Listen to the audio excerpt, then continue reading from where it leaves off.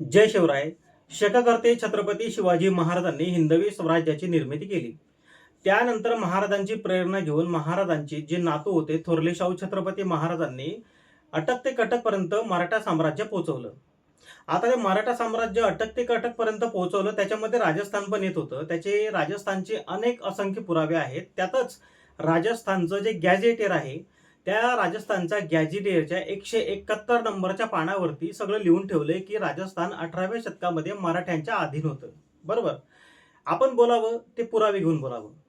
दुसरी गोष्ट, आता स्क्रीनवर आपण बघत असाल की हा राजवीर नावाचा व्यक्ती, हा राजवीर सर म्हणून ओळखला जातो. हा व्यक्ती मराठ्यांना लुटेरा बोलतो. छत्रपती शिवाजी महाराजांची तुलना आणि मराठ्यांची तुलना हा कुठं करतो, तर दाऊद इब्राहिमशी करतो. बरोबर. आता मला बेसिकली माझ्या खानदेशातल्या मराठ्यांना विचारायचं आहे, तुम्ही जर छत्रपतींचं नाव घेतात, तुम्ही मराठ्यांचं नाव घेतात, मराठा साम्राज्याबद्दल बोलतात, मग NCERTच्या पुस्तकातून मराठा साम्राज्याचा नकाशा काढण्यात आला, हटवण्यात आला, त्यावर तुम्ही एक शब्द बोलायला तयार नाहीत. हा राजवीर नावाचा रेगिस्तानी भगोडा हा छत्रपतींना आणि मराठ्यांना हा प्रत्यक्षपणे दाऊद इब्राहिमशी तुलना करतो. स्वाभिमान गाण ठेवलाय का मराठ्यांनी? म्हणजे खानदेशातल्या मराठ्यांना मला सांगायचंय, म्हणजे एका बाजूला हे राजस्थानी वाळवंटी आपल्या महाराष्ट्रामध्ये येऊन आपल्याशी अशा पद्धतीने बोलणार, आपली उपमा आपल्या छत्रपतींची उपमा दाऊद इब्राहिमशी करणार, आणि आमच्या मराठ्यांनी शांत बसायचं, आम्ही काही प्रतिक्रिया द्यायच्याच नाही का? कोणाचे मांडलिक झालेत?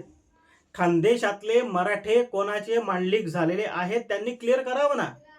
आणि ज्यांना रेगिस्तान्यांचा वाळवंट्यांचा मांडलिक व्हायचं असेल ना, त्यांनी तसं जाहीर करावं. आणि स्वतःमध्ये थोडा स्वाभिमान जागा राहिला असेल ना छत्रपतींबद्दलचा आणि स्वतःच्या जातीबद्दलचा, तर आपल्या प्रतिक्रिया द्या आणि या नालायकाच्या विरोधामध्ये आपल्या प्रतिक्रिया उमटवा, बोला, समाज माध्यमाच्या समोर या आणि बोला. नाहीतर शंड आहात आणि मांडलिकत्व स्वीकारलेलं आहे वाळवंट्यांचं, हे स्पष्टपणे जाहीर करा. राग आला असेल तरी चालेल, काही फरक पडत नाही.